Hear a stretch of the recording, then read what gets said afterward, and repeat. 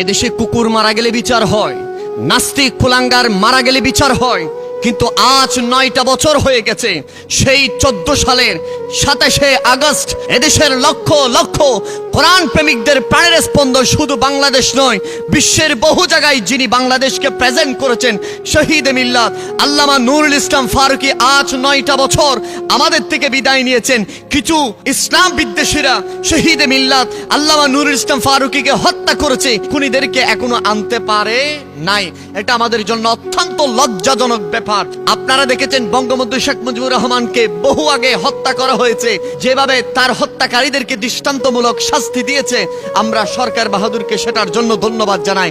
কিন্তু আমরা প্রশাসনকে বলতে চাই, এখনো পর্যন্ত আজ 9টা বছর হয়ে গেছে এদেশের কোরআনের প্রেমিকদের প্রাণের স্পন্দন শহীদ মিল্লাত আল্লামা নুরুল ইসলাম ফারুকীর হত্যার বিচার এখনো হয় নাই।